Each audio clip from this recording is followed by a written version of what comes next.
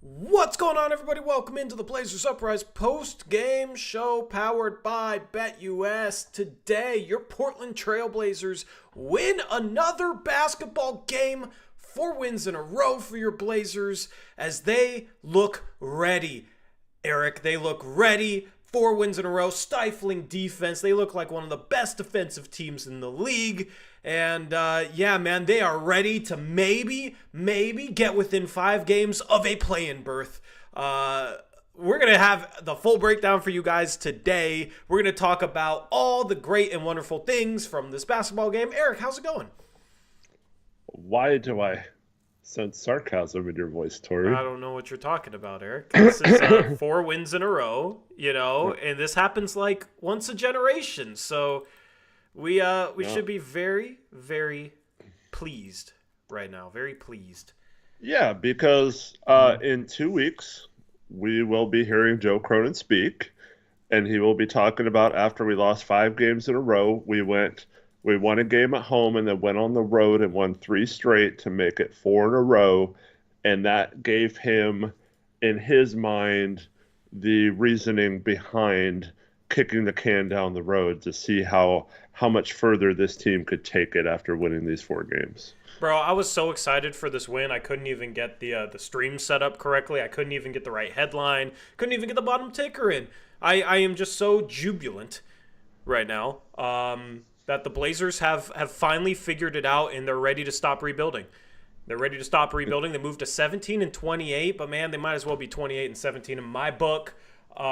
This was a phenomenal basketball game, beating the very short-handed Charlotte Hornets on the road by 5, 102-97.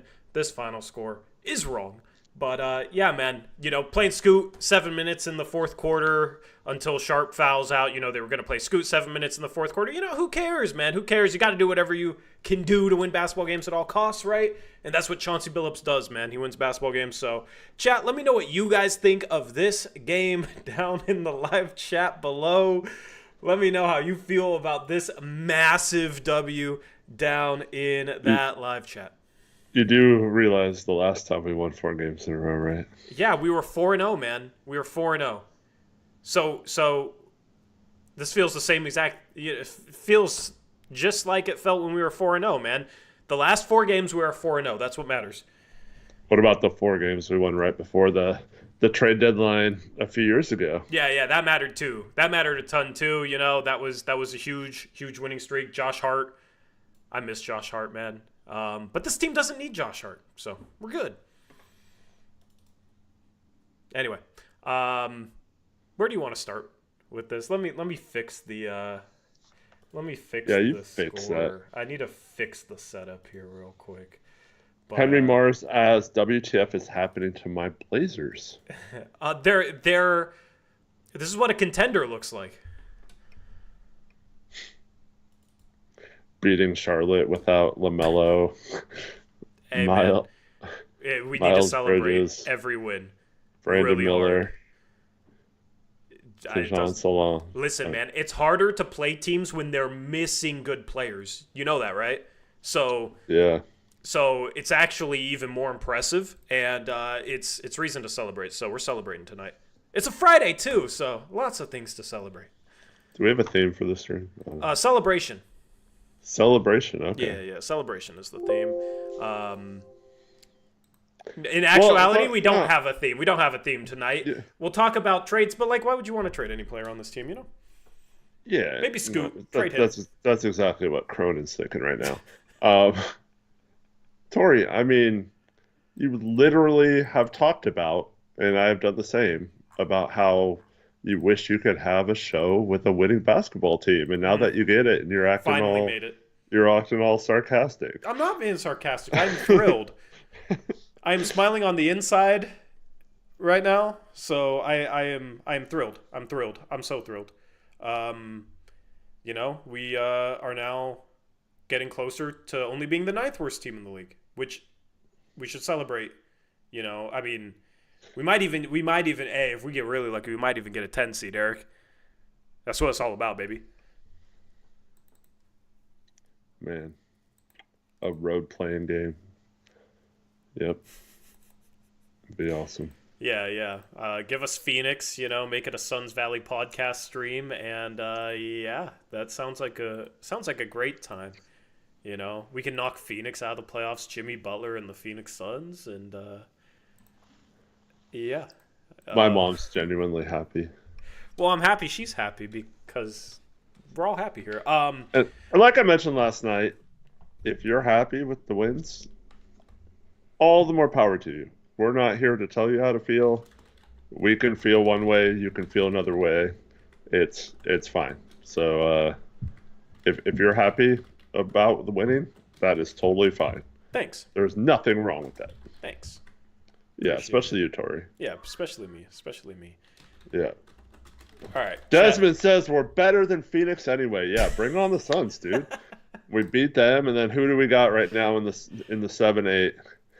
Yeah, let me look. Because we're definitely better than Sacramento. We're definitely better than Wemby too. If this is somebody's first time watching the stream, they're probably like, "What the hell did I tune into?" Or this is exactly what they were looking for.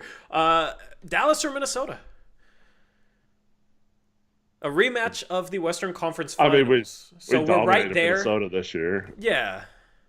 I think we beat Dallas a couple times, right? Yeah. And those two teams were in the Western Conference Finals, so we're basically there as well, right? That's how it works. Yeah. All right, I'm letting chat speak. We got 35 votes. Who's the 1 seed? OKC? Yeah, we'll show them on Sunday. Yeah. When we win our 5th game in a row. Yeah, if it's a 5-game winning streak, man, then it's really time to plan the parade route through downtown Portland. But yeah. Chat is voting for me not to be happy. Because, all right, I'll end the poll. Really, man? Like, I am not happy at all. All right. Got you, chat. Got you. I'm not happy at all. But the Blazers win 4 in a row. All right. Wow. Jeez, Tori, you fooled me. Oh, I'm a good actor, man. I'm a good actor. So, when I'm being negative, it's just acting. I'm actually just the most happiest person ever. The Blazers, all right, bro. 102-97 over shorthanded Charlotte team. This is going to hurt their lottery odds, and they only play Scoot in 23 minutes, and he only takes 3 shots, and he was only going to play 7 minutes in the fourth quarter until Sharp fouled out, and then Chauncey was like, I guess I'll get him 9 minutes instead. They were playing Banton in the fourth quarter. They were not going to play Scoot in the entire fourth quarter. They were playing Banton, who was 0 for 4 in this game in 16 minutes. What the hell are they doing? Sharp has another like let down game off the bench. We are freaking ridiculous. And it's just this is like the same. I don't want this to be the same exact post-game show as last night. That's why I just pretended to be happy for 5 minutes. But dude, why are you only playing Scoot 7 minutes in the fourth quarter? What is the plan? Here's the problem, Eric. Here's the problem. Everybody wants to blame Chauncey for minutes. I get it. But Chauncey's going to coach to win as many games as possible, especially if he's a lame duck head coach. Why would he care about the Portland future that he's not a part of? All right? Why? Why would he? He's going to try and win as many basketball games as possible and make his resume look better. That's what Chauncey's doing right now. The problem is Cronin enabled this. Cronin completely enabled this by not trading Grant, not trading Simon, having all these vets that Chauncey would rather play ahead of the young guys they're supposedly trying to develop. And it's like, all right, cool, you're winning games. You're messing up your lottery odds. Who is going to be the star that leads this team if, you don't prioritize Scoot, you're benching Sharp, right? You're not prioritizing them at all. You're not running a system for these guys. You don't really have a plan to develop these guys, all right? But they're supposed to be your stars. Okay, well, if you're not even prioritizing them, then who's going to be your star to lead you anywhere in the future? You're going to have to get them through the freaking draft. They have 8th best odds. This is the same team that tanks every year. So who is going to be your star? How are you not going to get stuck in the middle? And Eric, right now, I just feel like this organization is going to find a way to get themselves stuck in the middle of the pack and never actually seriously contend coming out of this rebuild.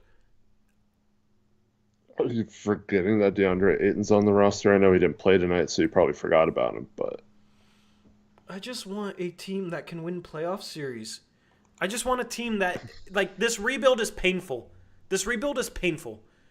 Guy Zilberg says, shouldn't they earn their minutes? Scoot earned his freaking minutes. Scoot earned his minutes. It doesn't matter. It does not matter, man. He earned his minutes, and he gets demoted when he's playing his best basketball. So I'm tired of it being like, oh, his minutes should be based off merit. Because if they're based off merit, he wouldn't be playing 7 minutes in the fourth quarter because he just broke out. Like, he just had a phenomenal stretch of basketball, and you're cutting back on his minutes. So it's not based on how well he plays. It's not that Scoot has to earn it. Because if anything, he earned it, and he's still getting his minutes cut. So it's just freaking ridiculous, and this organization is incompetent. But people will come in here in the postgame show and act like we were supposed to celebrate beating a awful Hornets team by 5. That's what matters. We're 17 and 8. We're 17 and 28 now. That's what matters. That's better. Yay, we're supposed to celebrate, oh, we're getting closer to a play-in berth. I don't care about a plan, man. I want this organization to be legitimate and compete at the highest level in the league. I want them to have home court advantage. I want them to win playoff series. I want to talk about maybe this could be our year. This is all stuff I saw on the postgame show last night, so I guess this is a rerun of a postgame show. But dude, it is just so ridiculous the way we're going about this rebuild, and it's almost like if you saw this team tonight, man, you would not think they're rebuilding. They're playing Anthony Simons a bunch of minutes. They're playing Jeremy Grant a bunch of minutes. If Ayton was playing, they would have played him a bunch of minutes. Like, they're not prioritizing their young players. Klingon, first game back, I understand why he only played 18 minutes. At least he started, I guess. But it's just like, this team does not look like it's rebuilding. It looks like, oh, yeah, we're tired of rebuilding. We're going to try and win some games now. Because Grant plays 34 minutes. Avdia, he's part of the future, I guess, but it's just like your two guys, your two highest upside guys are Scoot Henderson and Shaedon Sharpe, and you've benched both of them after they've played really, really good basketball. So I don't really know what your plan is. The plan is, I guess, to move off these vets at the deadline, and we just have to sit here and suffer until then, but Cronin's in a super tough position moving off of these guys because he held on to them too long because he wasn't serious about moving them in the first place. So that dude is just completely incompetent. He set up this situation. He's enabled Chauncey to basically go all out to try and win games at the detriment of the young players, at the detriment of Sharpe and Scoot. And it's kind of hard to blame Chauncey because he's going to try and win games. You know, I still think it's stupid. I still think you can absolutely legitimately blame Chauncey. But Cronin's the one who created this whole entire mess of a rebuild. He's the one who wanted to go the rebuild route, chose the rebuild route, and then he's not even committing to it. So it's a mess. Anybody across the league that doesn't cover this team but like covers the league looks at us and says, what the hell are they doing? Like, why can't they just start Scoot and Sharpe? They really need to move off all these guys. But yeah, I'll be really happy after the trade deadline if they fix the mess that the roster is in so that we don't have to worry about this crap going forward. But in the meantime, I guess we're going to win some basketball games and sit there saying, man, we have maybe a 26% chance of moving up into the top 4 on lottery night. Hopefully we get lucky. But I just don't think that's going to happen in this draft lottery, man. I don't know. I don't know. I just want to clarify something. Every time you say Scoot played 7 minutes, you're saying in the fourth quarter. He played 7 minutes in the third quarter and wasn't going to play in the fourth quarter, right? Yes. You keep saying some, yeah. Chauncey in the second half. It's even worse than 7 minutes. Yeah. He played 7 minutes. Yeah, sorry if I'm messing up. 7 minutes in the second half. He played 7 minutes in the third quarter and then was going to be benched the entire fourth quarter until Sharpe got fouled out with a minute some left and came back in. Otherwise, he would not have played a single minute in the fourth quarter. What have I been saying? He's played 7 minutes in the fourth quarter? Yeah, every time you said 7 Well, minutes. I would be happy if he played 7 minutes in the fourth quarter after playing 7 minutes in the third quarter. At least then that's 14 minutes and a half. He played 14 minutes in a row, Tori. That's a lot. Yeah, I would take fine. No. Sorry, chat. If you're confused as to why I'd be mad about him playing 7 minutes in the fourth quarter, I would not be mad about him playing 7 minutes in the fourth quarter. I'm mad about him playing 7 minutes in the third quarter, and then he was going to sit the entire fourth while Delano Banton played ahead of him. That's what I'm mad about. I'm mad that the plan was to play him 7 minutes in the second half. 7 minutes in the second half. They're saying you said fourth quarter on Twitter, GC, stream, and Discord. Oh my god. You're a wreck, dude. I'm spiraling. Yeah, I mean, he didn't play well, I guess. That's how Chauncey's going to justify it, but he's been playing well in the role that you had him in, so you demote him, barely give him a chance. Trevor Williams says, Devil's advocate, Cronin might be under orders to win enough games to keep fans interested more than tanking and keep a lottery pick. Interested in this. Yeah, let's just say Devil's advocate, you're right. Who on earth wants to watch them beat Charlotte without Scoot and Sharp contributing to that, right? Like, does anyone think, oh, you know what we need? We need to play Anthony Simons and Jeremy Grant 30-plus minutes and bench Scoot and Sharp. Does any Blazer fan want to see that, short of if you're a hater of those two? But, like, that's not what's going on here. The players are going to play hard. Chauncey's going to coach to win games. And he hasn't obviously gotten the tank directive yet. And so they're trying to win games, and it's short-sighted to try to win games right now when this season is not salvageable, even if you play well the rest of the season. And we'll find out, because the next 7 games are at home, so you're thinking we have a nice homestand, but I believe they're all against current playoff teams. So it's going to be a tough road. It's going to be fun to watch them, but I don't think playing the vets and trying to win gets any more fan support than it is. I was muted. There was a commenter in the comment section of the last post-game show arguing with me about, at least the Blazers still have hope to make a play-in.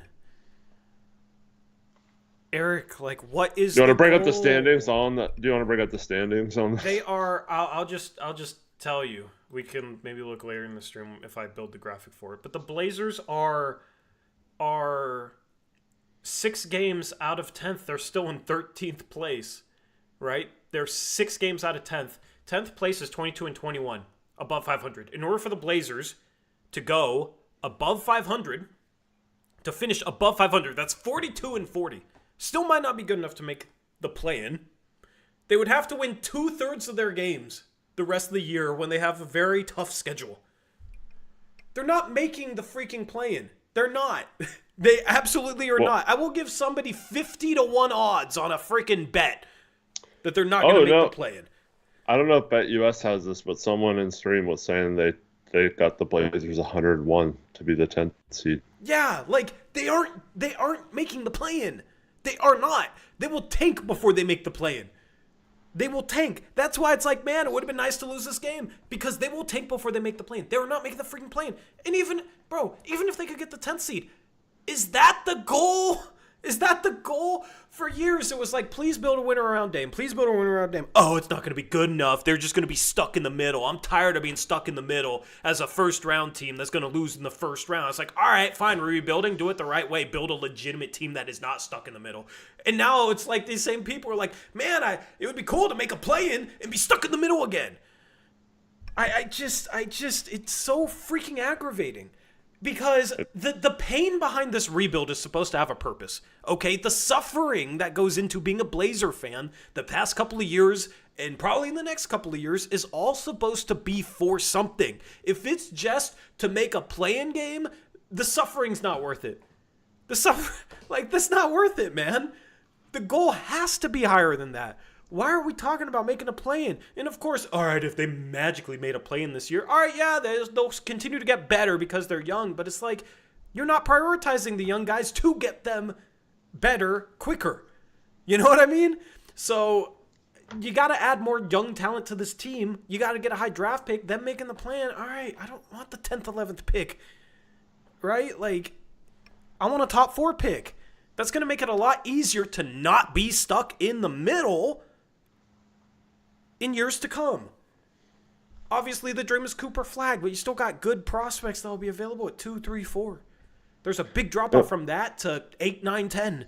So I just don't want to be stuck in the middle, and it's frustrating because of how much Blazer fans in the past hated being stuck in the middle where they were just an average team, right? So then we enter this rebuild, this very painful rebuild, and it's like we're not embracing it to the point where it's like, all right, we're just trying to get stuck back in the middle again. Why do we even start rebuilding in the first place then? So it's a travesty. Also, being 6 games behind 10th, since we're in 13th, you still have to jump 3 teams. So not only do you have to catch that team, but you have to catch the 2 other teams ahead of us as well, who I think are like, 4.5 games out of 12th? Yeah. Wait. Colt says we're 4.5 games ahead of 14th and 4.5 ahead of 12th. Yeah. So we're like stuck in no man's land in 13th. There's no way we're digging out of that. Yeah, but, people would rather have the 12th pick instead of the 8th pick because maybe that would mean a play-in loss. Yeah. The only reason why I'm not, like, as mad as you are, Tori, is I just keep telling myself 13 days, the trade deadline will happen. If there aren't moves to You're just saving your anger until they do nothing. Yeah, I mean, we both know we're going to be going off on this franchise in 13 days when we don't make a move, and we're going to be live right here on Blazers Uprise from early in the morning through about an hour after the trade deadline. We'll talk about every move that happened, and if Joe Cronin does not trade one of the bets or free up any space, for the first time this year for me, I think you'll see some epic ranting. So tune into that if you missed that. Yeah. So yeah, either you'll get us pissed off, or we'll make some trades and we'll have some stuff to talk about. So hopefully in 13 days we're not having these same post-game streams talking about these same problems. It's just and like the path has been cleared. If their plan is, Eric, to trade Simons, to trade Grant, why are they playing him so many minutes ahead of the young guys? I'm tired of the showcasing thing. I don't think it's going to change anything from now to the deadline. Somebody tried to tell me that they were showcasing Banton in the fourth quarter by playing 16 minutes against the Charlotte Hornets, where he was 0 for 4 and did nothing. Like, no, it's not. The showcasing thing, I think, is overstated. You can make the argument with Simons, I think, based on, he's really struggled at the beginning of the year. He's had some bad games mixed in lately, but him coming alive these last few weeks has gotten it to where maybe he has positive value again, where for a while there we were thinking, man, this guy, we might have to attach an asset to get rid of him. We might just have to keep him because we don't want to do that, really. So I think in terms of showcasing, I do think it's right that Anthony in particular has shown something.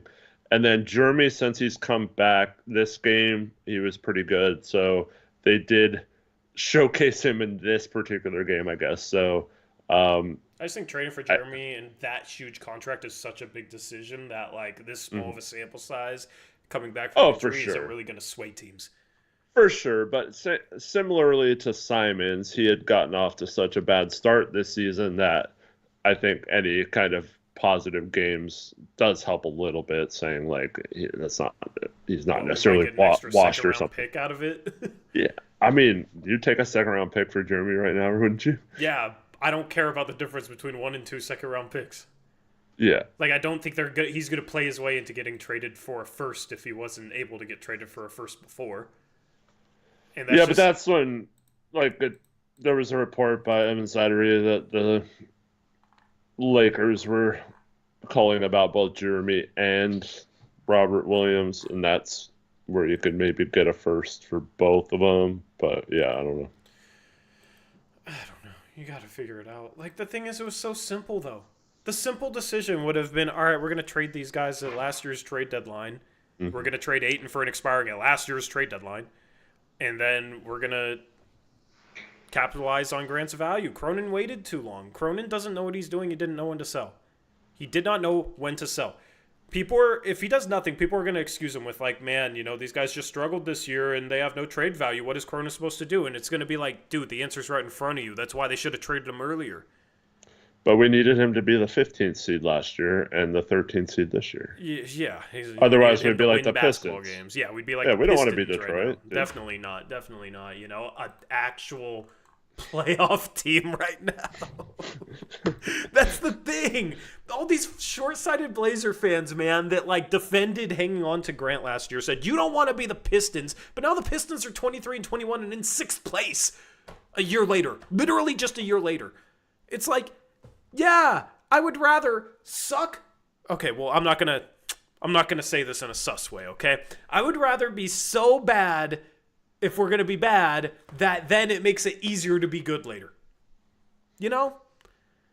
Now, the Blazers, I think, in last year's draft, I don't think them being the 7th pick really mattered, because they got Klingon, and I think there's a chance Klingon's like a top 3 player from this class. He played really, really good today.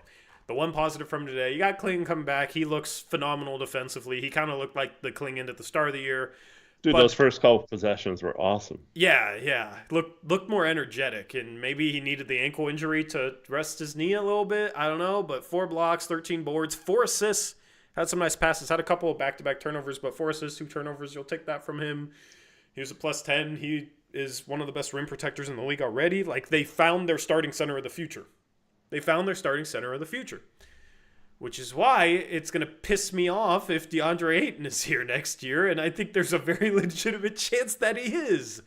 And that the conversations we have now about Scoot coming off the bench for some reason as a second-year player, I feel like we're going to have those same conversations next year about Klingon and Ayton still being on this team. Like, that's the Blazer way, you know what I mean? It's like you can't even get super excited about a young player playing well, because it's like, well, if Ayton's back next game, Klingon's going to go right back to the bench. It's not like they're going to play him big minutes because you got Ayton. Of course, he didn't play big minutes in this game because he just came back from injury. He played 18 minutes, but yeah, it was not a restriction. People say, oh, his conditioning. Well, how do you get in better shape? You play more. He wasn't allowed to play more tonight. So. Yeah, so he's on a minutes restriction. But the point is, Ayton comes back, and he's going to be, back to 15 minutes a game while Ayton plays 33 and gives inconsistent effort? You know what I mean? Like, that's a tough thing for me is every time a young player has a really good performance, it's exciting for the future. But then you almost expect the Blazers to demote them or keep them stuck behind somebody they shouldn't be stuck behind in a rebuild. And it sucks. And it absolutely sucks. It would be so much better watching this team moving forward. I wouldn't even care as much about winning or losing a game like this. I'd be more happy with a win like this if you were starting Scoot, Sharp, Avdia, Kamara, Klingon. Right? I guess you got 3 of those 5 guys starting, but I mean, they won this game on the backs of Anthony Simons and Jeremy Grant. Anthony Simons was a plus 25. Jeremy Grant was a plus 22. Those guys played really good today. Props to them. But they belong on a team trying to win. They don't fit here. We're rebuilding. Our timeline does not match up with those guys. It matches up a little bit more with Simons, but you got Scoot, you got Sharp, right? So at some point you got to pick guards. At some point you got to stop doing this in the middle stuff with these vets and these young players. So I just I am seriously bummed about the way the Blazers are going out about things right now, and some of it's some pessimism that, man, the deadline's not going to fix this. The thing is I think now at this point Cronin finally is maybe willing to pick a timeline, but I also think he could have waited too long to be able to actually pick a timeline. So if they don't make any moves after the deadline and they still have this issue, then it just shows you how bad of a GM Cronin is. Because this is obviously an issue where they can't commit to a timeline, and people defended Cronin with, you can't trade the third pick for anything, you got to take Scoot. But then Cronin is putting Chauncey in a position where he doesn't have to play Scoot and demotes him when he's playing well, and it's just contradictory. So I just want this team to be really good. I don't want this team to be kind of good. I want this team to contend one day. It is literally that simple. And if you don't share those same sentiments, if you're happy with the plan, fine. I'm not going to tell you how to feel. Don't tell me how to feel. Yeah, man. So, Guy Zilberg says, aren't you a bit worried about Klingon's offense? I think it's fair to be worried about a little bit. Just, I guess, touch and feel around the basket, maybe. But they did have some success tonight with Simons getting double teamed off the pick and roll and throwing a Klingon around the free throw line. And Klingon made several passes to open shooters. He just turned around, found the open shooter, because someone's got to be open in that situation. You find him quickly, and we got several threes out of that. I don't know if he finished with 4 assists, but at one point in this game he had 4 assists. I think they were all from those kind of plays. So I think it's also imperative that the coaching staff put him in positions that are best for him to succeed. And I think right now that short roll is a really good option. And if he's got as good of a work ethic as it seems like he has, eventually he could maybe, develop a jumper out of that. Maybe he can develop just a way to take a couple dribbles and maybe have a floater or some sort of running shot in there, or, just try to dunk on people or something. But I think right now it's encouraging that he can still be useful, and you see ways that a good coach could use him. And so, like I said, it's not good that he's struggling shooting wise, but I think you can see signs of how you can use him as a useful offensive player. So that's why I'm not as concerned as I would be if it was like a ISO player who just couldn't score in the NBA or something, So, Absolutely. I do have faith that eventually we'll figure out how to unlock him a little bit on offense. Yeah, I think he needs to get in better shape, of course. That will help him maybe be a little bit more agile around the rim when he catches the ball. That play he traveled on, I thought was a good move. I guess he just stuttered his feet. I couldn't really see his feet. But that was a nice, pump fake. I think he'll learn how to, pump fake and rearrange and, where not to hold the ball so that it doesn't get stripped. There's going to be a learning curve there, but the defense is phenomenal. He's already one of the best rim protectors in the league when he plays, when he's fully healthy. The passing, he's knows how to pass. He just hasn't really been put in a position. But like you said, he was put in a position today, had 4 assists. He's a smart passer. He's shown flashes of a 3-point shot. So maybe that's something that can be developed where he can space the floor a little bit, which would be great. At the end, it just comes down to finishing because he sets really good screens as well. And made the game easier on Simons, I think, with his screen setting, which is phenomenal. So the only thing to worry about, in my opinion, would just be his finishing around the rim. And that was something we knew was an issue coming into the season anyway, so it's not like it's anything that we didn't expect. And I think some of it is just spatial awareness, and he has to get used to playing against NBA athletes. Right? For a lot of young players, the spatial awareness is a weakness coming into the league just because they overestimate maybe how much space they have or the closing rate of NBA defenders because these are better athletes than they're used to playing against. So I think Klingon will figure that out. And, I mean, he's already a good lob target anyway. It's not even like he has to be that advanced of a play finisher. He can just catch and finish, and I think that's good enough with everything else he does, so I'm not worried about him whatsoever. Yeah, agreed. Man, dude, defense, he's a game changer, man. At one point, Charlotte was scared to shoot in the paint after he blocked a few shots, and just the way he got to some of his blocks early in that first quarter, like that first one on Mark Williams was really impressive. The one a few plays later on, I forgot if it was Cody Martin or someone who seemed like he had a lay-in, and Klingon made up a lot of ground to block it.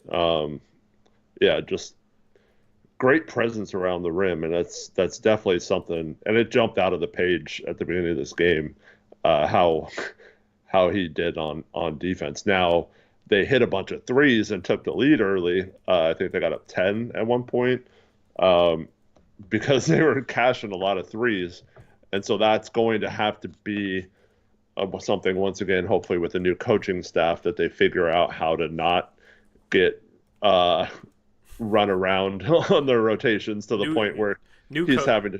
Sorry, go ahead. To the point where he's going to have to like chase a lot and get pulled out of the paint. But yeah, for the most part, like just having an intimidating rim protector, I think, even if he's never above average on offense, I think it's something that this team needs, and ultimately will lead to the success of the guards if they blossom. I think a lot will be to the fact that they don't have as much pressure on them as defense because of a guy like that.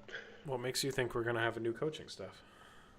I said if we new coaching staff. This 4-game winning streak, man. Yeah, I know. Wouldn't it be the Blazer thing to base a lot off a 4-game winning streak? And you know, we didn't deal Chauncey the best hand, but you know, that 4-game winning streak, and we improved this year, which shows that he's a good coach, and we just gotta keep doing our job to make his job easier. Dude, you know how like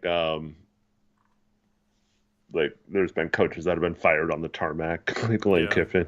Yeah. That instead they're waiting on the tarmac tonight to give Chauncey his extension. But like, this is the type of thing too, is like the organization will overvalue this winning streak. You know what I mean? This is the type of thing they do, man. They just look for any signs of life, and it's like they'll cling to it.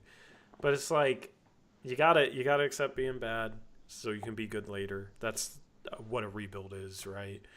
You gotta accumulate assets, you gotta prioritize your young players. But just from like some of Cronin's comments, man, it's a lot of, you know, we really like how they responded to that 62-point loss because they were competitive in some games, and that meant a lot, right? It's a lot of just lame stuff. So you won 4 games in a row, congrats, I guess, but it's not something to base anything off of. I mean, let's just look at the opponents that they beat.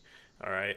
They beat Charlotte, shorthanded Charlotte team. They beat Orlando, had Franz Wagner back on a minutes restriction, and Mancaro played terrible. You played some good defense. All right. You played a completely dysfunctional Miami team right now because of the Jimmy Butler saga, and you played a bad Bulls team. It's not like we're out here beating OKC and Cleveland, and, you know, it's not like we're out here beating legitimate teams right now. Orlando has been awful lately. They fell all the way back to 500. They've been destroyed by injuries. Okay, Miami has not been good lately. We all know why. The Bulls suck. The Hornets suck. So we got this homestand coming up. You have Milwaukee, you have OKC, you got Phoenix twice, but Phoenix is the 10th seed, you know? Like, they're not even that good. And they got their trade drama. Who knows what their team's going to look like by then. So this is a tough post-game show for me. I'm not even going to lie. This is just like, I went live, you know, and I told Eric, man, I'm not happy. I'm not happy with the way things are going. I am losing what little faith I had left of this rebuild to actually produce a contender. And that sucks. That absolutely sucks. And I don't really know how to I don't really know how to go about that, man. It's just it sucks, and I know some of you feel the same way, and some of you are a lot more optimistic than I am, but I wish I was more optimistic about this rebuild going down the right path right now. I really do. I really do. On the Chauncey extension thing, I wonder if Chauncey would sign an extension. I hope not. Because I could totally see him parlaying this into another job opportunity. And, maybe they threaten to pick up his option or something if he doesn't sign it, which would be crazy. Like, imagine us like holding Chauncey hostage just to keep him. But there might be some sort of like situation where he just is ready to move on, I think, after the season. I mean, because I don't know why he'd want to like stay around, Yeah. I mean, the fan base might revolt if Chauncey's still here. Like, you cannot keep Chauncey. You can't. You gotta move on from him after the season. But he had a 4-game win streak. Yeah, that's the problem, is when you start thinking like that. It's an issue. It's an issue. Matt Cardell says he's clearly too good. Let him go. Yeah. That's the problem, yes. I want to do it. Too good of a coach. I want to do a chat poll. I want to poll chat in terms of like how they're feeling right now. But like based on what's happened recently. All right, so let's just say, how has recent events made you feel about the Blazers rebuild? All right, the options I'll put for that: more encouraged, more discouraged,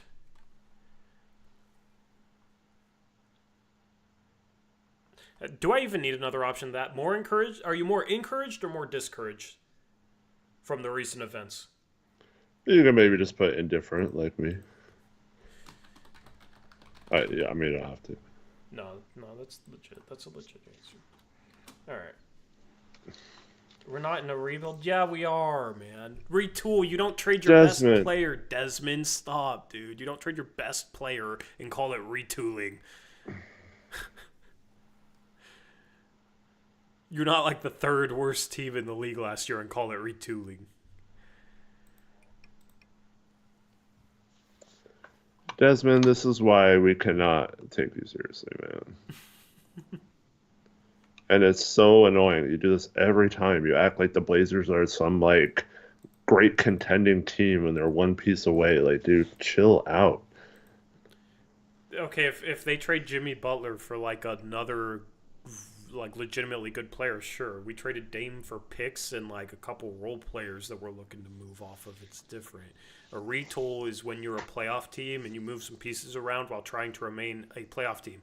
This team, when they traded Dame, did not try and remain a playoff team, and they have hardcore tanked.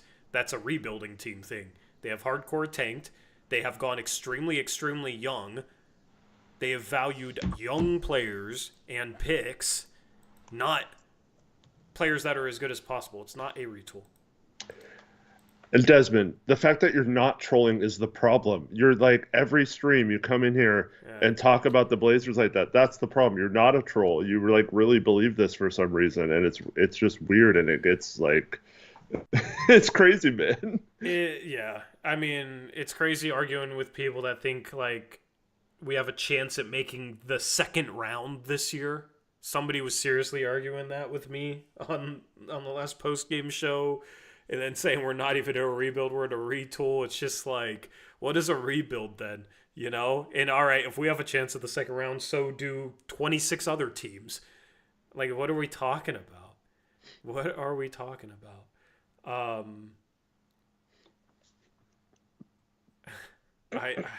I just, yeah. All right, man.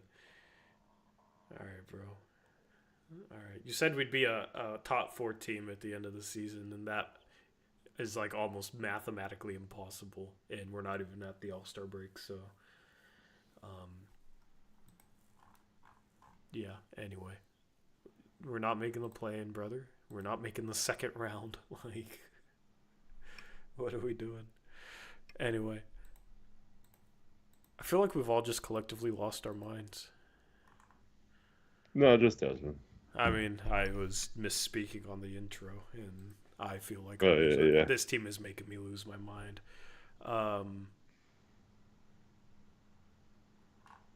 The thing, I don't know. This is the hardest postgame show of the year. Not even gonna lie, hardest one of the year for me. 52% say more discouraged, 30% say indifferent, 20% say more encouraged. All right, I'm going to do a different poll.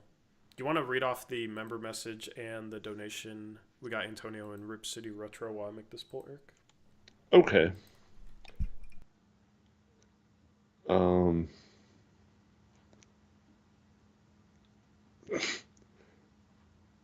Chat summaries. Viewers in the chat are discussing the Portland Trailblazers and their rebuilding. Viewers are debating on both sides of the argument. Antonio, member for 1 month. Winning is cool, but not like this. Pointless. With a cry face emoji. Thank you for being a member, Antonio, and thank you for the message. And then Rip City Retro. Rich has a $5 donation. Thank you, Rich. Maybe retooling simply means extending Chauncey since he's a tool.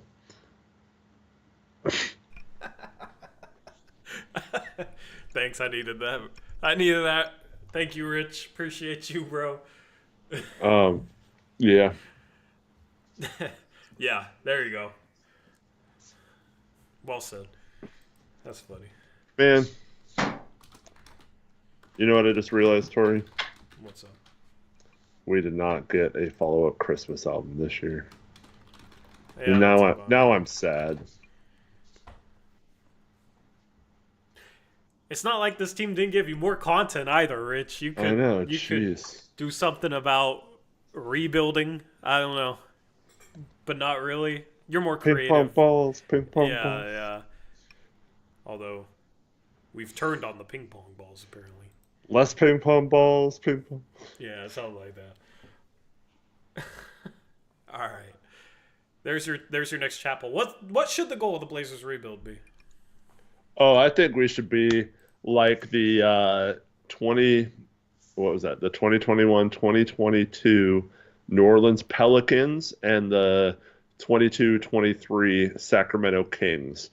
Sell out, sell your soul, do whatever it takes to make that play-in game and make the playoffs, and just worry about anything else later. Just as long as you get that one play-in game, appearance, then you're set, and you can say, you know what, we went from trading Dame to making that play-in game, and then no one could ever take that away from us, and we can celebrate here on the channel, and then for the rest of our time on this planet while we do Blazers Uprise, we'll always have that to look back on. Yeah, we can make a playoff series, maybe win a couple playoff games, and then we can do it all over again with the rebuild, aka retool.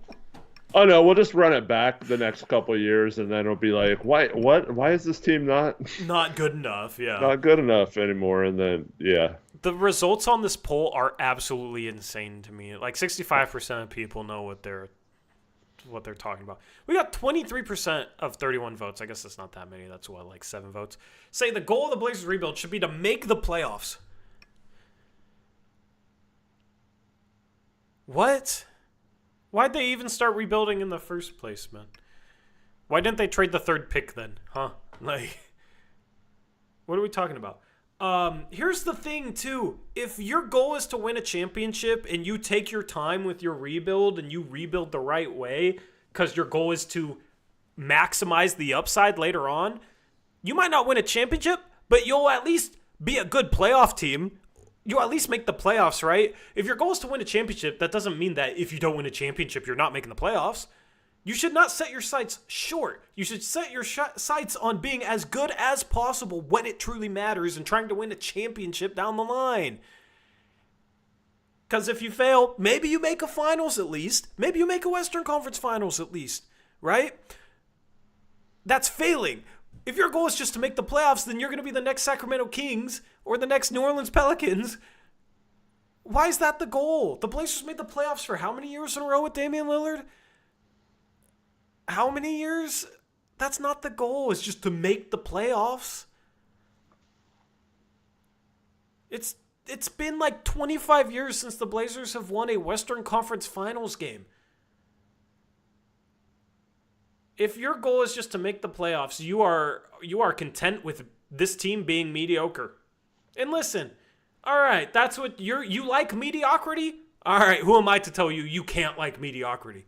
But that's just where the disconnect is, man. That's just where the disconnect is.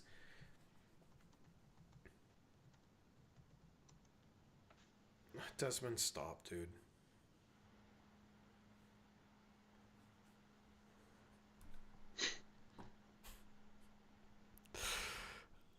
Just stop. Anyway,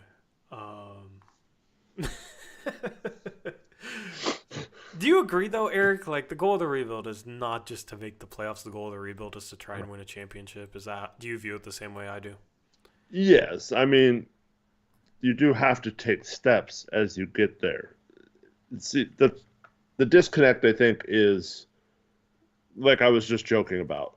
Teams that, like the Blazers, could probably trade Scoot and Sharp right now for a piece that would help them win a championship, or not win a championship. Sorry, I misspoke. Yeah. Make the play-in, Yeah. or at least battle for the play-in spot. Maybe not this year, but next year or something.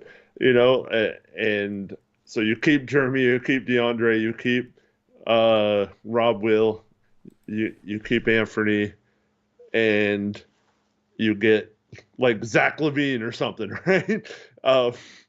And you you go for the play-in. They could do that, but you're not winning a championship with that roster, right? So making the playoffs is a step in the right direction towards winning a championship, but that can't be your end goal. It's got to be, okay, this young team is like the perfect example for me is Dame's rookie year, where everyone thought this team was going to suck.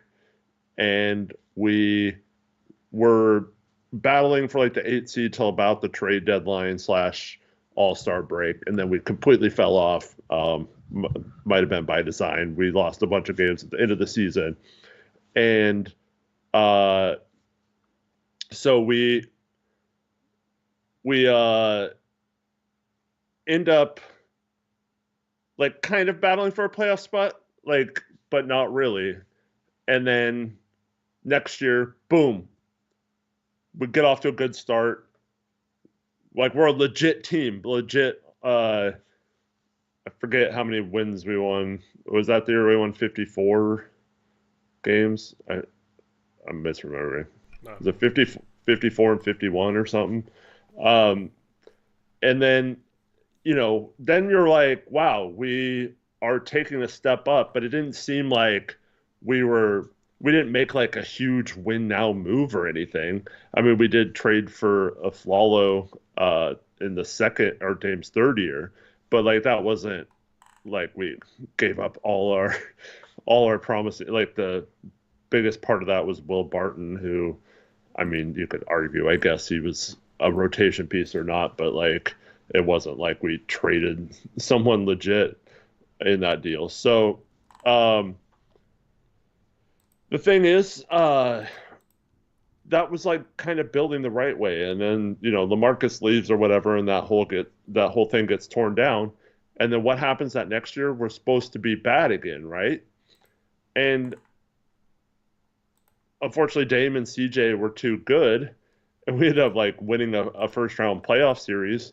And then Olshey like completely changes his whole mindset, because the whole point of the protections of the Aflalo trade was knowing if we lost LaMarcus Aldridge, we would be bad for 2 years and we'd be in the lottery. And then we ended up not being in the lottery any of those years. And so just think if we would have tanked that year after Dame. I forget, what would that have been? The 2016 draft? I forget who was in that draft. But if we tanked like those next 2 years, then all of a sudden we're talking about maybe Tatum or someone like that up at the top of that draft. And I forget the year before who was at the top of that one. Was that the Ben 2016? That was the Ben Simmons draft, I think. But 2016, Ben Simmons, Brandon Ingram, Jaylen Brown. You had Domantas Sabonis at 11. Yeah. So, I mean, you add one of those guys, and, that might not have been the difference between winning a championship or not, but, like, we'd certainly be in better position in 2016 offseason if we added, like, Brandon Ingram than, whoever, like, Evan Turner, who we ended up signing and re-signing all our guys, So, to me, you can look at those examples and see, and, tanking at the end of that Dame's rookie year got a CJ. And once again, you can argue whether you like CJ or not, but having the 10th pick in that draft, could have led to Giannis. It could have led to something. This isn't a shoulda, coulda, woulda. I'm just using examples of why tanking is important when you're bad and how winning games and making the playoffs isn't ideal to help you set up that, especially if it changes your perspective on what the goal is. Yeah. Yep. Exactly. 71% of people say win a championship, 19% just want to make the playoffs. Yeah. At the end of the day, if they trade their vets at the deadline, I'll feel a lot better. If they trade Simons, Grant, Ayton, Rob Will, even if it's just like 2 or 3 of those 4, will feel better. And I told you this before, even if they got nothing back, I would still feel pretty good about it because at least it would be them finally picking a direction. Yeah. Which is so stupid. And there's opportunity cost involved. Yeah, but like it's so stupid that I feel that way. The bar is so low. It's ridiculous. Like the bar should not be so low that I'm like, man, if they trade their vets and get screwed on all the trades, I'll still be okay because at least they decided to. Right. It's just so ridiculous. He didn't kick the can down the road. I know. That's so stupid, Eric. Joey says this year is going to be such an epic deadline show. Oh man, it's going to be something else. You guys got to tune in for that, man. You guys really do. We'll see. Maybe they make a trade before. Apparently, the Jimmy Butler trade is holding up some other trades across the league. Maybe one of them's the Blazers. Desmond, I'm sorry. Goodbye. We'll see you next stream, but you're done for today, dude. I asked you to stop talking about frickin' CP3, and you just keep talking about him, dude. Just stop, man. No, he's just benched for the rest of the game for performance reasons. It's okay. Yeah. It's okay. You're benched for the rest of the game. And no. Anyway. Let's do Tankathon. Let's do some Tankathon, Eric.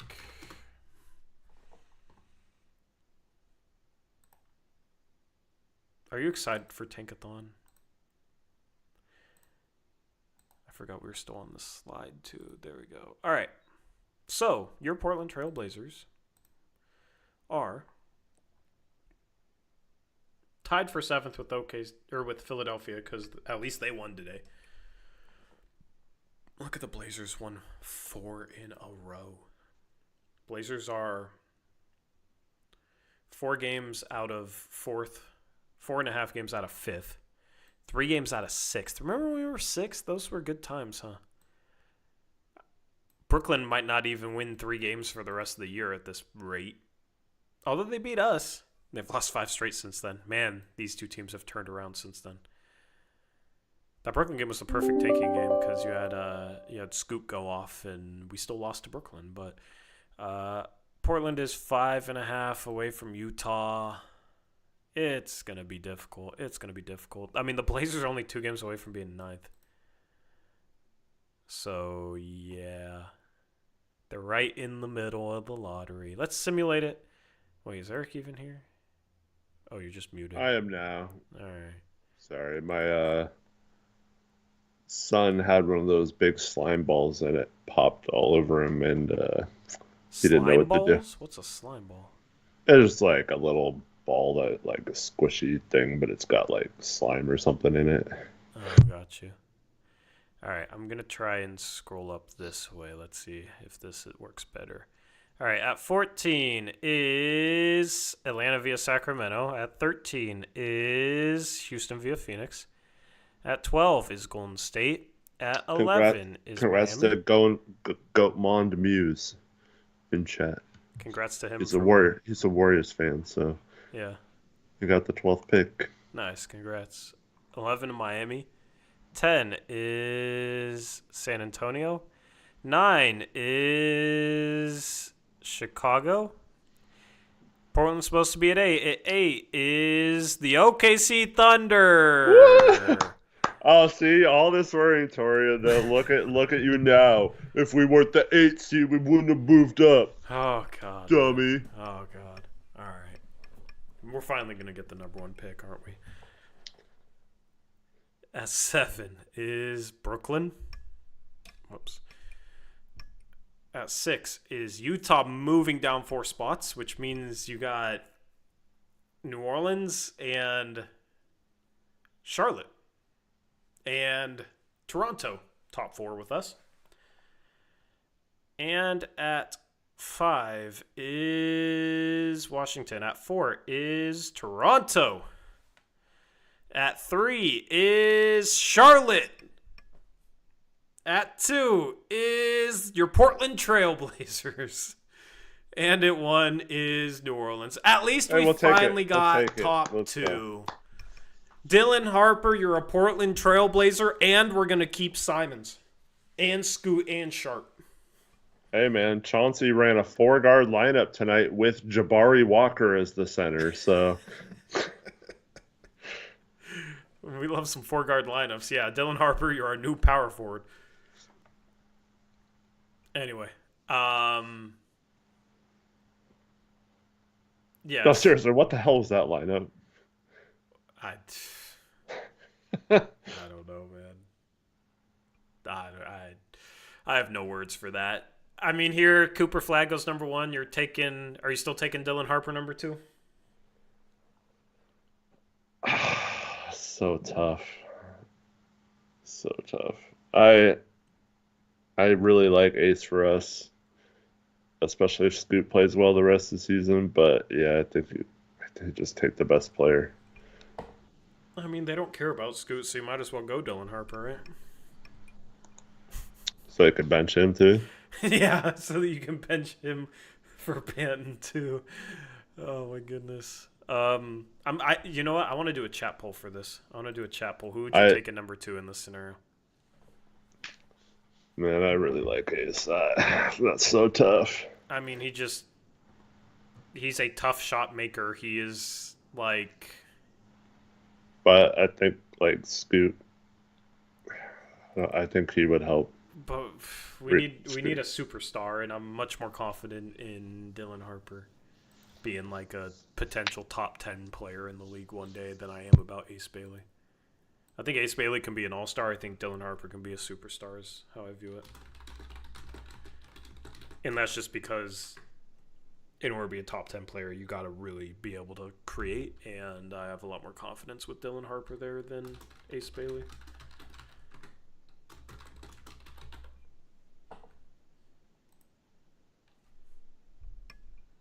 So there's your poll, chat. Who would you take at number 2 for Portland?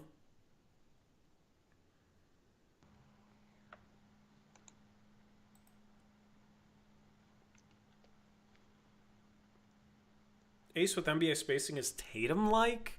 He does not have the handle or the off-the-dribble creativity that Tatum did coming into the league. Not at all. He's shown a few flashes of it But lately. that's not Tatum. No, I know. I'm just saying he's. Javon says, "Ooh, Tatum, dude, stop, man. If you could draft Tatum to this team, you're better off than without." Michael Baldino says Ace is a bucket getter. Dylan Harper can be a bucket and an all-around offensive demon. Yeah, I mean, I feel like people are only going Ace Bailey because we already have guards and you're drafting for fit. I can end this poll and say, who do you think is the second best player in this draft, and see if the polls are different. Answer honestly. Who do you think?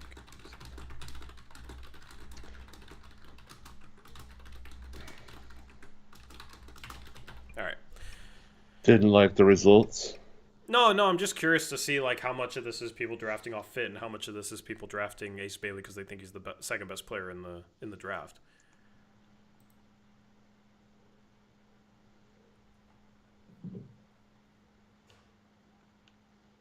Yeah, that's kind of what I expected it to be, more 50-50. You 1,000% do not trade the pick, Gregory. Yeah. If you get top 3. Dylan Harper is 6'6", so he can play shooting guard, and Sharp is like iffy. I could see Harper and Shoot sharing the backcourt. I mean, honestly, if you drafted Harper, I would just start. I would. I don't know what you'd do, but you could talk me into going with a lineup of Scoot, Sharp, Harper, Avdia, Klingon next year, and then playing Kamara like 30 minutes a game off the bench. So what you're saying is if we were going to draft Ace, but there was a team that was worried we were going to draft Dylan Harper and wanted him. They were at 3. Who was 3 in this tankathon? 3 was Charlotte, which wouldn't be the team that would want Dylan Harper, you know. So unless they like completely moved on from LaMelo, I guess. But. Yeah, maybe like Washington if Washington was 3. Yeah. But this poll's pretty 50-50. I just like Ace makes a lot of tough jump shots. That his best offensive skill is making tough jumpers. I just don't think you're able to consistently produce at a superstar level if that's your best offensive strength, is hitting tough jump shots. I think you have a much better chance if you can consistently get to the rim, consistently break down a defense, consistently manipulate a defense with your dribble, run, pick and roll, all that stuff. And yeah, maybe Ace can one day. And there was a comment like, yeah, you don't draft the best player coming out of college. You draft the best prospect, like the player that's going to be the best one day. Of course. But, I mean, I'd rather take the guy that can do all the things that Dylan Harper already can compared to just, like, sitting there with Bailey. Like, hopefully he can learn a lot there because he's pretty far off in terms of being a creator, I think. He's a really good prospect for sure, but I think Dylan Harper has all the traits you would look for in, like, a lead future superstar guard.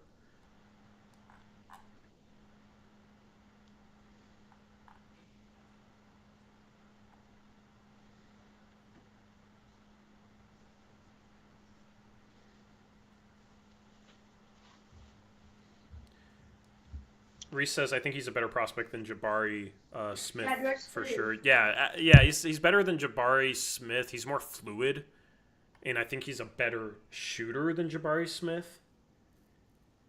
Like, Jabari Smith, the issue with him was he was always just kind of stiff to me. Like, he was not going to be able to legitimately create at the NBA level. And he's been decent, but he ain't no Chet, he ain't no Paolo, that's for sure. And, like, I think Chet's a better creator off the dribble than Jabari Smith is, so that's the thing. But Ace isn't stiff like that.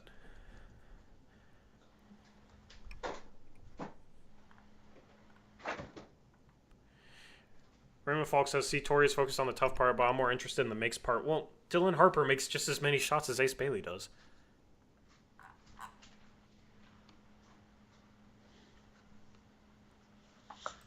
Like, I don't really understand, the notion. Like, Dylan Harper can really score the ball. He finishes everything at the rim with either hand. He's very creative and manipulative with his dribble already.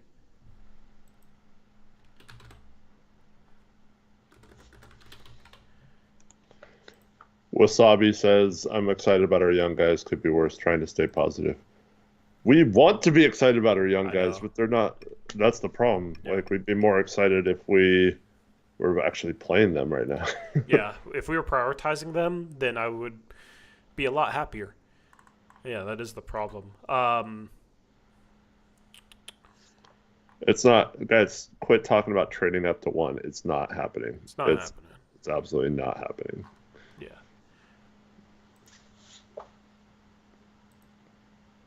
Maybe if OKC was at 2 and offered number 2 and 14 first-round picks, or how many ever they can trade. Here's the thing that really worries me about Ace Bailey, though. And if you want to talk about him being like a legitimate star one day. In 17 games for Rutgers, he has 16 assists and 36 turnovers. That's worse than a 1-to-2 assist-to-turnover ratio. Like, he just does not pass or play make for others at all.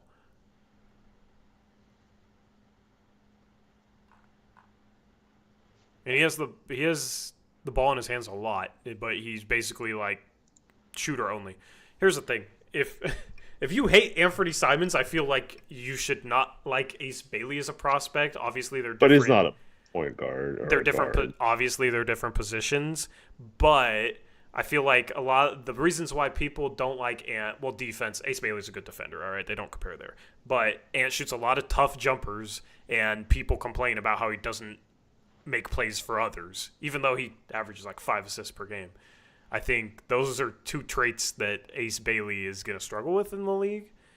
I think he'll be able to get you 20 points per game, but, like, is it 20 points per game where he's just shooting a bunch of difficult shots, maybe has, like, okay efficiency, but, like, doesn't make plays for others, turns over the ball much more than he makes plays for others, and it's just, like, kind of a glorified 3-and-D guy, you know what I mean? I don't know.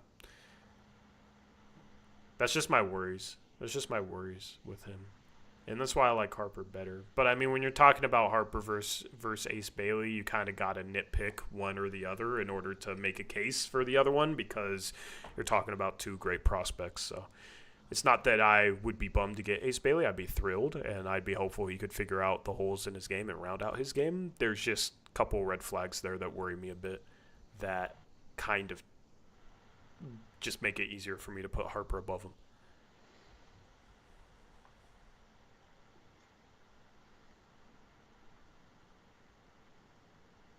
They're both great, so why not draft for fit? I mean, that's what people thought. Both Marvin Bagley III and Luka Doncic were great, and if they had guards, they would have taken Marvin Bagley III. You know what I mean? No one but the Kings thought that. Thought what? That it was close between those 2. I mean, Marvin Bagley III had a ton of hype. He was like the best player in high school, and then played at Duke and was pretty good at Duke. Like I feel like we're misremembering here. He averaged 21 points per game as a freshman at Duke. The Kings got clowned when they took Bagley, though. I mean, the Kings get clowned all the time, but he averaged 21 points, 11 boards at Duke, shooting 61% from the field and almost 40% from 3. Like, he was... Look at Jahlil Okafor. What's that? Now look at Jahlil. Well, Jahlil Okafor was immobile. Like, couldn't shoot. You know what I mean? Was like a throwback big when the NBA was starting to go away from it. But, yeah, like Marvin Bagley wasn't a slouch at all. He was very highly regarded. But that's the thing. Is Luka Doncic was better. And even if you had a lot of guards, you should have taken Luka. But if you get into the trap of like, oh, we should draft for fit, that's how you end up taking a Marvin Bagley III instead of a Luka. Which is kind of the point I'm trying to make. Blazer Bros says IDK Ace ain't no Bagley. Yeah, they're completely different players, but the point is you just got to draft the best one when you're drafting at number 2. You can't draft for fit. To be fair, they said if it was close between them. What'd you say? To be fair, they said if it was close, you draft 5 fit. Like if you had them similarly rated. I mean, yeah, if you can't you do not, but some people feel otherwise. I just think top 3 you should be able to like have a priority. If you're top 3.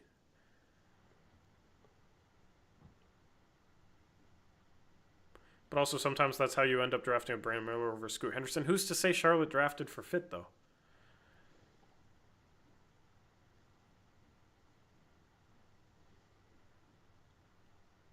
Aren't these dudes like equal though? Like, don't we not know who's better? Or is it clear Harper is? I mean, a lot of people think Harper is better. That I respect. I mean, Ace is coming around. He's been playing. You could argue he's been playing better than Harper recently. But yeah, I mean, clearly Harper's been the better player overall. Yeah, Ace Bailey had a 4-assist game against Nebraska. Mm-hmm. That's like a quarter of his. That's a quarter of his assists on the season in 17 games came in that one Nebraska game. But that was a recent game. He had 24 points, 4 assists, 11 boards, was 4 for 7 from 3. Last game against Penn State was 4 for 5 from 3, 13 for 15, had 30 points. So, like, these last 3 games, he's been really good. He had a 39-point game against Indiana. So he's been playing better lately. I think he's kind of cementing himself as the 3rd best guy in this class. I don't know. He has a ton of upside. Like, if he can figure out the off-the-dribble stuff and, like, making reads and that sort of thing, then he could be a top 10 player in the league. But I'm more confident with Harper already showing a lot of those traits. So.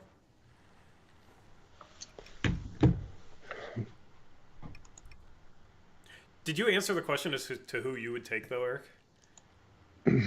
Because you kind of hesitated, and then we got started on this debate. Well, I mean, if right now I'm probably taking Harper, but there's still a lot of information, like rest of the season, draft combine measurements, all that kind of stuff. So that's already implied, yeah. Sure. Yeah, I mean, if Harper measures like 6'4", and Ace is a legit 6'9", 6'10", maybe you start to think about it a little more. I don't know. It's still, especially if Ace continues to show some improvements in some of his weak areas, like he has been driving to the rim better. But yeah, I don't know. As of right now, it's probably Harper still. Rich Rip City Retro had another $5 donation. I don't want to forget about it. He says, celebrating wins now equals having an old beat-up car with no AC, and you have to pound the dash to get it to start. Yay, I got to work. Not sustainable. Yeah. That's funny.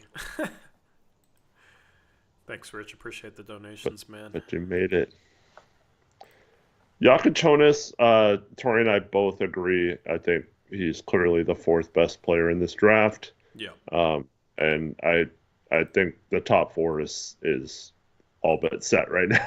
Like I have a hard time seeing anyone cracking the top 4 outside of one of those guys, like maybe a VJ Edgecombe who's coming on as of late, or like maybe if someone like Demon like starts playing a lot better than he has against better competition, maybe you can start to talk about him like he was for a while.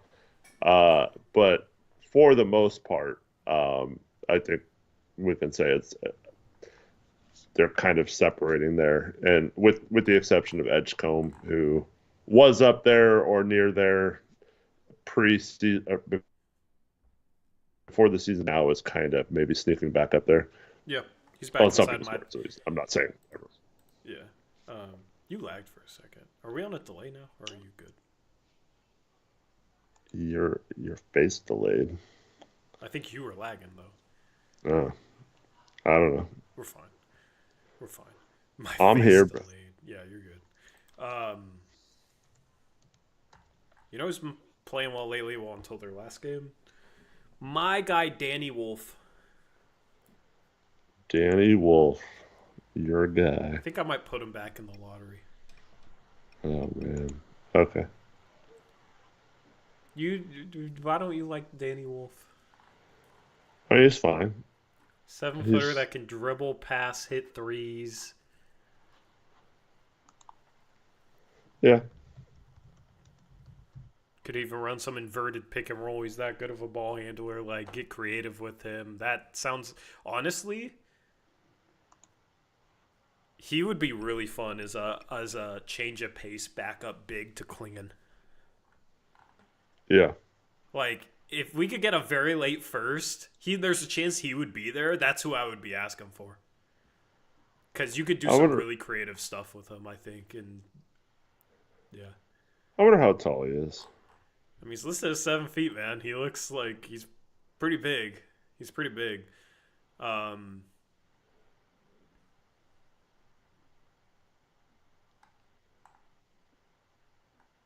it's just an intriguing skill set for a big. I mean, we'll see with measurements, of course, but it's like anybody that's 7 foot, they're probably like 6'11". You know, you can always discount an inch. But like Sorber's listed as 6'10". He's probably 6'9". I don't, and he's kind of skinny, and I don't really know what he does offensively at all. So he's just like an undersized center. Is he that good defensively?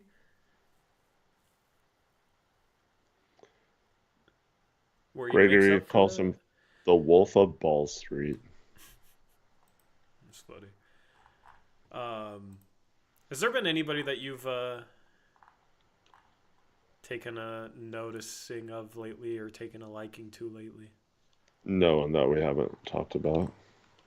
Bummer. We just had a mock draft a week ago. No, it was more than a week ago, wasn't it? It's like I a think week it and a was half like ago. Wednesday or Thursday of last week. Let me look at the Discord. It was Tuesday, Okay. so 9 days ago. No, 10 days 10 ago. days. Yeah, Yeah. so a week and a half. Um, Yeah, but yeah. we have our next big board on. Let's see. We have our next big board on a week from today, next Thursday. Antonio, $2 donation says second round sleeper Tomislav Avicic. Well, Eric's a big Zvonimir Avicic fan, so that's a good question for him. Thank you for the donation.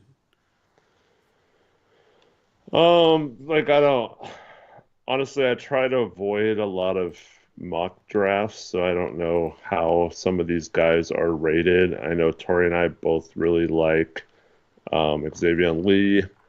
Um, let's see. I've recently I mean I talked about this in the mock draft, so this wouldn't apply to someone that we haven't mentioned, but I'm intrigued by Yaxel Lendenborg. Um, I don't know if he's a second round sleeper or not. Um, I don't know. Do you have any guys? Um, Carter Bryant, when he plays, is like legitimately good, but just doesn't play enough for Arizona. Hmm. Per 36, he averages like 13.7 boards, 2.5 assists, over 2 steals, 1.5 blocks, 35% from three, 51% from the field. Moves pretty well.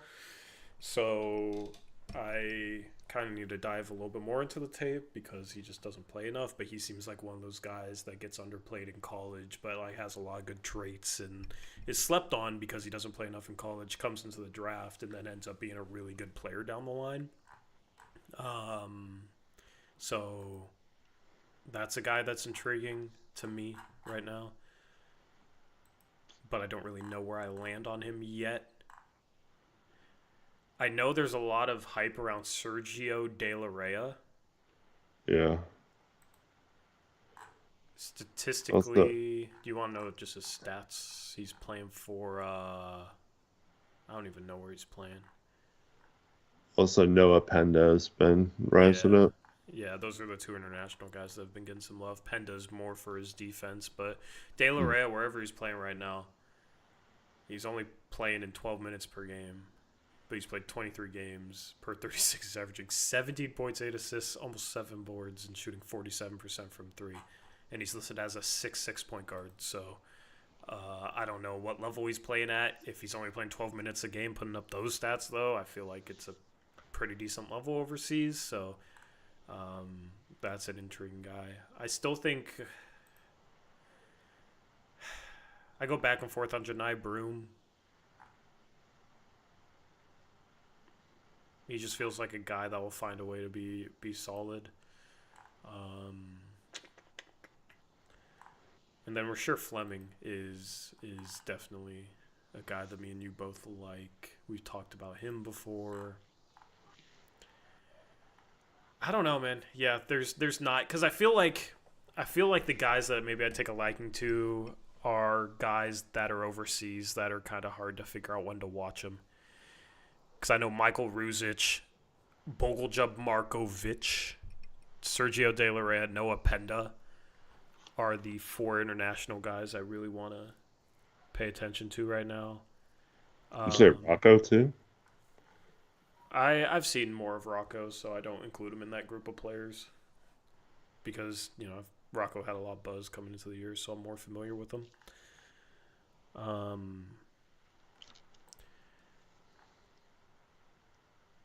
I don't like Chaz Lanier as an NBA prospect. I know he's really good right now, but I don't really like him. The little bit I've seen of the Stanford center is intriguing to me. I just haven't seen enough. Maxime Reynaud. Mm-hmm. Reynaud, however you say his name. But basically can shoot, can put the ball on the floor, moves pretty well, is listed as 7'1". Only getting 1.2 blocks per game though, so I don't know if he's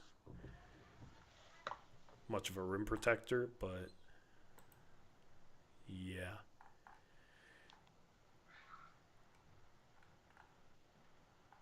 Yeah, that's pretty much it. I mean, I feel like we got such a head start on this that nobody's surprising us at this time of year when normally we have ooh, did you see this guy? Did you see that guy? Right?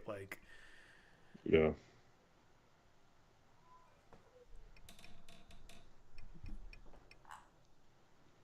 Chat, you can let us know if there's anybody you're taking a liking to.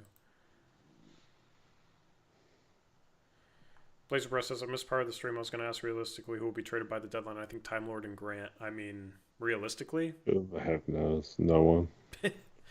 Yeah. Reese loves Isaiah Coleman. Yeah, he does. Who does he play for? I don't even know who that is. Oh, Seton Hall. 6'5" guard. Sophomore. 16 points per game, 5 rebounds, 1.6 assists, 36% from 3. You one of those movement pattern guys that I would like, Reese?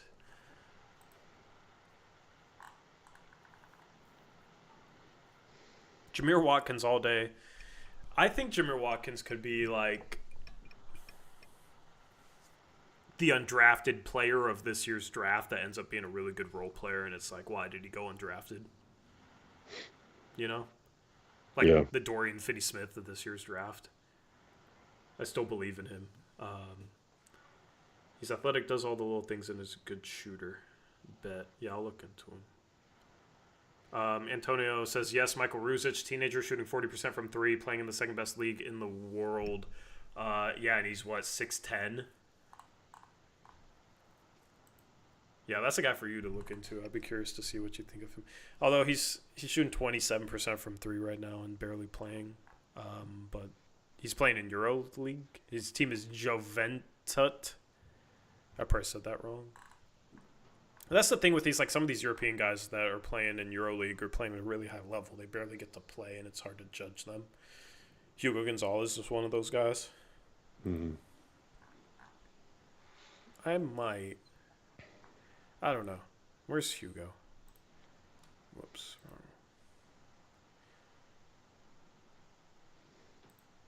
Hugo's on Real, like maybe the best EuroLeague team, Real Madrid. They're loaded. So, and he was a top 10 prospect coming into the year, and I feel like he's being discounted just because of his situation. Like, oh, he's not showing enough. It's like, it's not an easy situation, man. So, it's tough seeing other players do well to like not discount him because you're not seeing him do anything. But it's like if he was on Rotational Farm, which is playing guys like Asangwe and Seraph a ton, you know, how good would Hugo Gonzalez look? If he was in NCAA playing a ton, how good would he look? So that's a guy that could end up being a huge steal.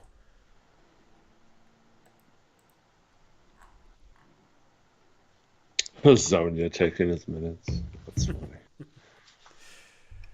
Mario Hazonia. Tori's favorite Blazer of all time. Adu Thiero has stopped shooting threes. Bro, if Adu Thiero could shoot threes, he'd be a top 10 player from this class. If he was a good shooter, he'd be a top 10 player. I wish he could shoot, man. He is... I feel like Adu Thiero is like the Ryan Dunn of this year's class, or maybe he's not as good of a defender, but he has more offensive juice, like athleticism.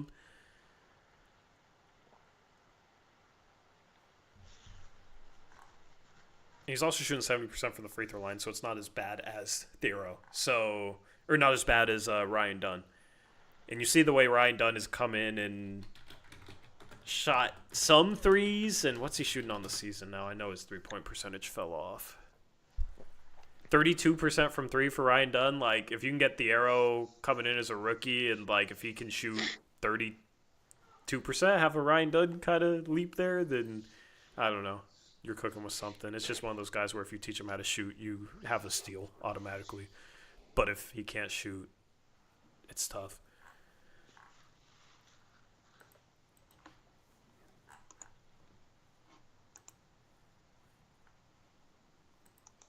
And then I still love Cam Jones.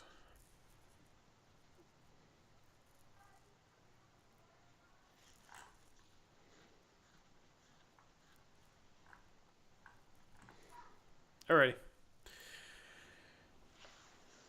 Well, the next game... Blazers win! Oh, God. I forgot I'm still on the schedule screen. Oh, well. This is the upcoming schedule. All right, we'll talk trades on Sunday. Maybe a Jimmy Butler trade goes down between now and then. We'll see.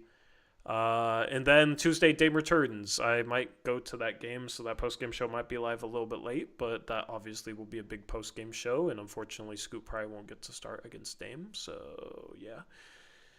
But,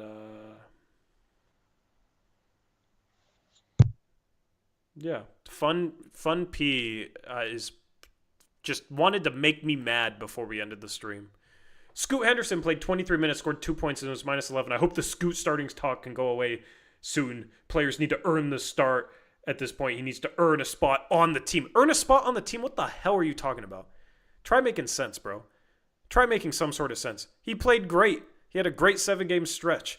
Best 7-game stretch of his career where he was legitimately a good starting point guard. But he needs to earn it. He got demoted after he was playing great. So he's struggling because he gets demoted. His role is being toyed with. He's not even playing bad. If you're just basing him off your scoring, that's kind of casual anyway. Like, it's just ridiculous. Earn a spot on the team is freaking wild, man. Who would you take out of the starting lineup? Trade the freaking vets, man. But honestly, like, you could have taken Kamara out of the starting lineup for a couple weeks until you trade the vets and been fine, because you know what you're going to get from Kamara. He's going to play some defense. He's going to get open threes, knock down a few of them. You know what I mean? Like, somebody like Scoot, who's the point guard, who runs the team, who has the ball in his hands a lot, it's a lot tougher to adjust between a starting role and a bench role, and especially he's getting comfortable in a starting role, it's even worse then to start bringing him off the bench. So, I mean, if I were them, I would have kept starting Scoot in every game. It would have been, Kamara's sitting this game. Avdia's sitting this game. Grant's sitting this game. Simons is sitting this game, right? That's what I would have done until the deadline. But what I would have done was not wait until the deadline to move some of these guys so you wouldn't have this problem in the first place. But that's what Cronin did. So Cronin set up this situation to be a complete mess. Our best defensive games has been with 2 Denny Grant starting together. Who cares, though? Grant's not a part of this future. Who cares? Like, why are we trying so hard to win right now over building for the future? The future is more important than the present. So I don't care that, yeah, sure, our best defensive games have been with those guys, but I don't really care. Development is also about having a winning mentality. Bro, they're 17-28. You can be a bad team and have a winning mentality. Show up and work every day and play hard and learn from your struggles. That's what a winning mentality is. You can be a bad team and have that mentality. People worry. Look at the Pistons. Everybody mocked them last year. Right now they have a winning mentality. They didn't have one last year. They lost 28 games in a row or whatever it was. So that's the thing. It's just a bunch of cliches to excuse this stuff. Spin, you must be one of the 2 guys that comes in and trolls us because, yeah.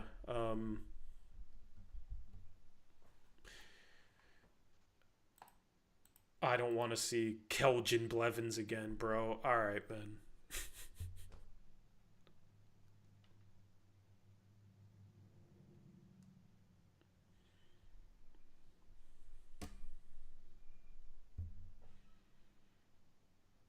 You're muted, Eric. We haven't talked about this. Keith Smith earlier says, talking to teams this week, a theme emerged that the Jimmy Butler situation is holding up the trade market. One assistant GM told me his team's version, we have a deal basically done, but the other team could be in a 4 or 5 team trade involving Butler, so they need to wait or hold out for now. A 5-team trade, huh? We have a 16.6% repeating chance of being a part of it. Yeah, we're not a part of that.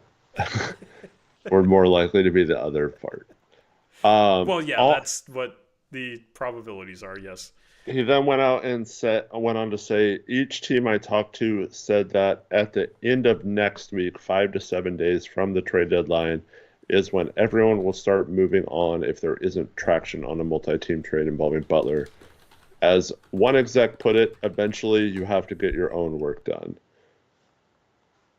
So expect this to go through next Thursday unless Jimmy gets traded. But that's kind of, we see this a lot in free agency or whatever, where one player kind of holds up a bunch of other moves until they make a decision. Yeah. So once that stuff happens, maybe the floodgates will open, and maybe the Blazers will be one of the teams that does something, hopefully. Scoot should be starting soon, but 22 minutes is enough to show more than he showed tonight. Dude, he plays much better when he starts and when he plays a lot of minutes and is able to run the team. Are you just blind to that, or what?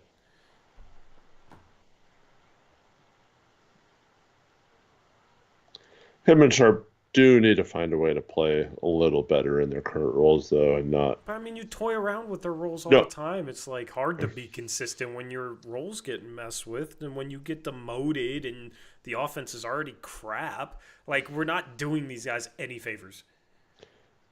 I completely agree, but they also need to play better, in my opinion. I'm not saying that it's right that they got moved to the bench or anything. I'm just saying it would be a lot better. This organization needs to be better. Yes, that both could be true.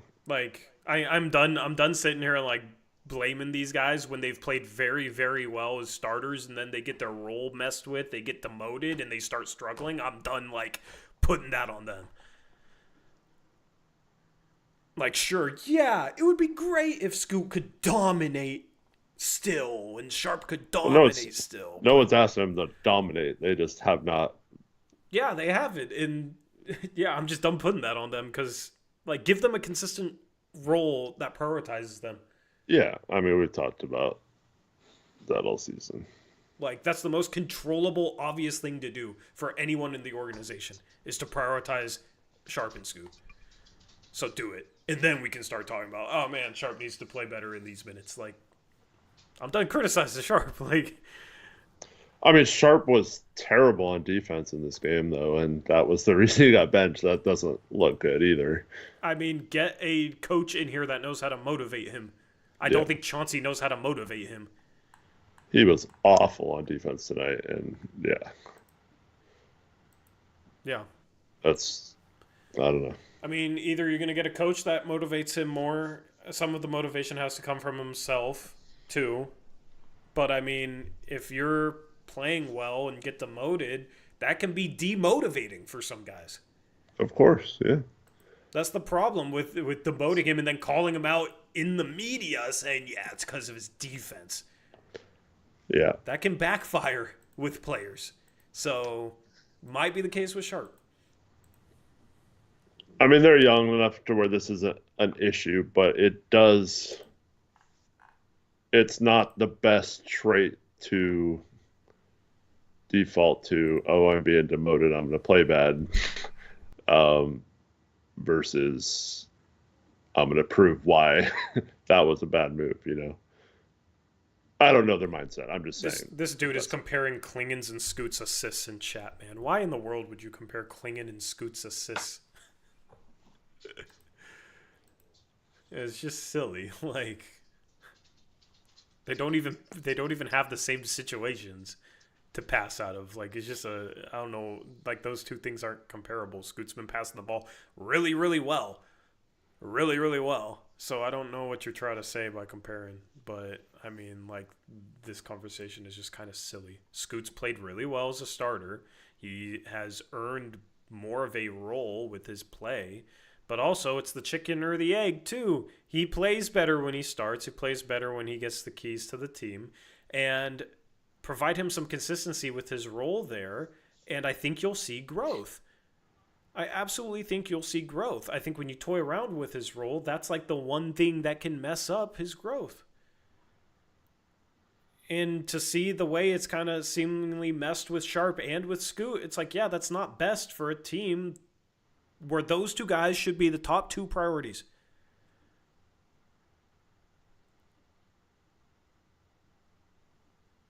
Days. This dude is trolling me. There's no way this dude isn't a troll. Tori, you're sounding like Reddit. All right, before we get too carried away, let's just have a nice evening tonight. Stream ending at a reasonable time. That's the first time I've been told I sound like Reddit. That's wild. Are you gonna cry? I'm just amazed that is a comment. Cry harder, Tori. Dude, I might cry tonight because we won this game.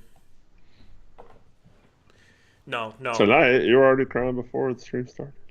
Just don't tell him about that. Dang it, sorry. Why you gotta make me look bad, man? Why you gotta put all that out there like that? My bad.